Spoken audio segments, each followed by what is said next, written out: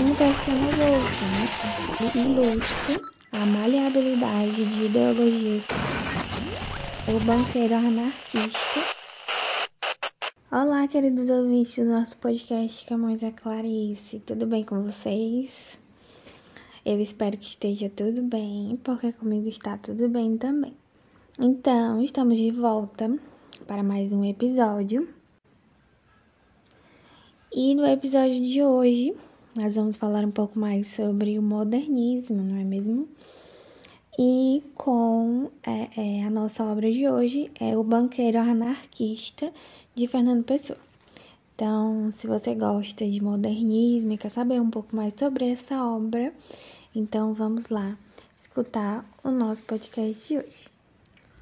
Então, pessoal, as ideologias que contrapõem, né, ou transformam, ou até explicam o mundo, elas por vezes esquecem, né, as contradições do mundo prático. E no conto do Banqueiro Anarquista, né, que é a nossa obra de hoje, eu esqueci de mencionar, mas é um conto. Nesse conto do Fernando Pessoa não seria diferente, né?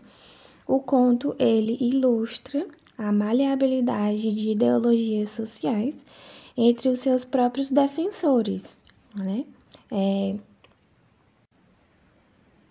Isso construindo um personagem, né, que ao mesmo tempo em que se diz anarquista, em teoria, e também em prática, é dono de uma poderosa instituição financeira.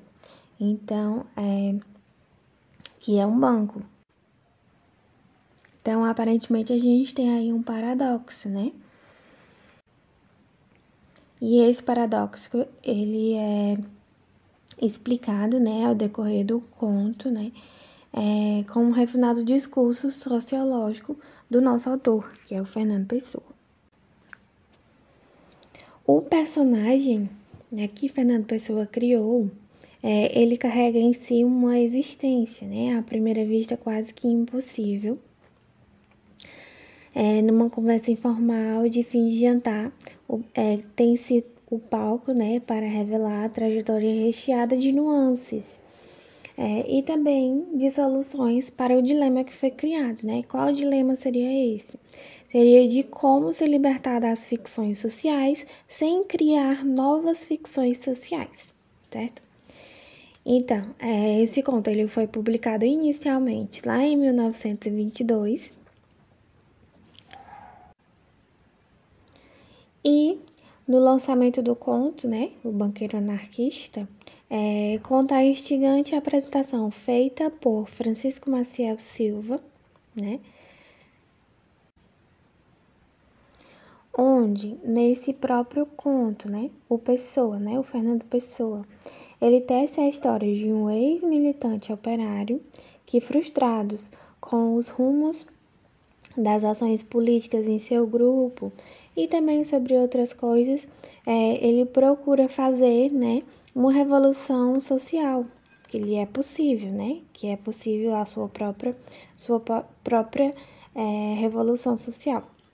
Então, ele percebendo, né, lucidamente que entre os discursos que visavam e prometiam um mundo sem tiranias, havia também um espaço para a prática de dominação entre os próprios membros da luta anarquista, né? E ele, como parte desse exercício, ele procurou, né, entender como é que essas ações políticas coletivas não se desenvolviam como era desejado. Então, durante esse exercício, né, que resulta numa ironia provocada da realidade empírica, na qual as utopias elas se encontram, né, e se atraem por uma certa sedução aparentemente lógica, seguida por alguns argumentos.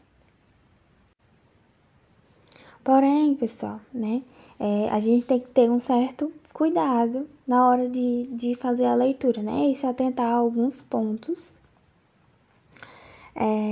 que o Pessoa criou, certo? Por quê?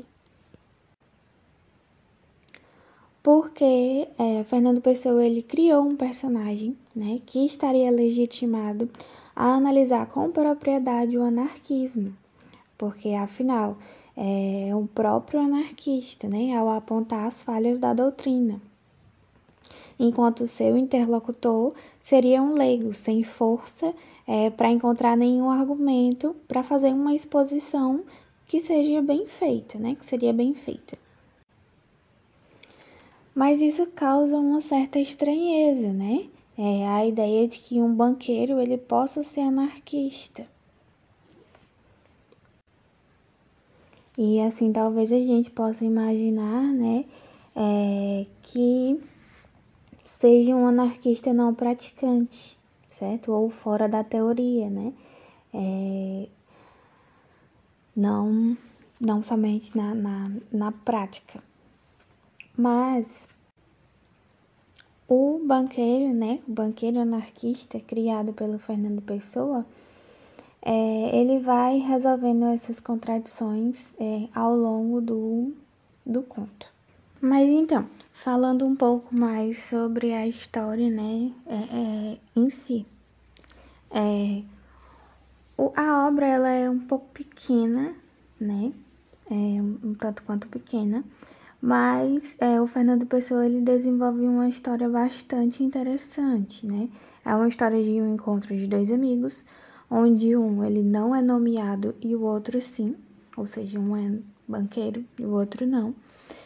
Que durante uma conversa, né, após o jantar, um questiona o outro, né? Aparentemente um conflito de vida, né? Esse conflito de vida é apontado por ideias, né? Ideias defendidas por cada um, né? E juntos eles viajam pela vida do banqueiro.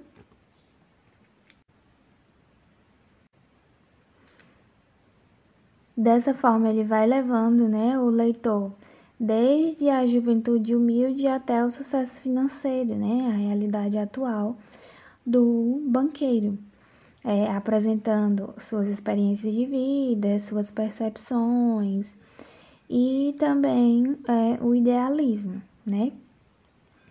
Assim, ele primeiramente constrói toda uma fundamentação para justificar a militância política, né, do banqueiro, de uma forma que nós possamos entender, né, e construir essas ideias até confrontar a realidade, né? E dessa forma eles vão tecendo esse diálogo, né, até o final do livro, certo? Dentro do texto, né, o Fernando Pessoa ele faz uso do modelo dos diálogos socráticos, né, com o intuito de expressar as ideias, ou talvez através do banqueiro anarquista, né, perante as diversas indagações de seus amigos que eles não viam, que eles não se viam de longas datas, certo? Mas, entretanto, é uma leitura agradável, mesmo para alguém que não seja familiarizado, né, com esse modelo de escrita, né? É um texto bastante simples, mesmo que lido vários séculos depois de sua publicação. Então, pessoal, é uma história bastante interessante, né? Uma obra bastante entusiasta, que eu indico para vocês, para vocês irem lá, ler, né? Ler na íntegra, entender um pouco mais sobre a obra, certo? E assim vocês podem, né, formular as ideias de vocês a partir da visão de um grande escritor, né? Sobre questões bastante complexas.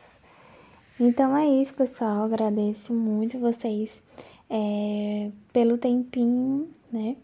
Vocês estiveram aqui escutando o nosso podcast de hoje. E boa leitura e até a próxima.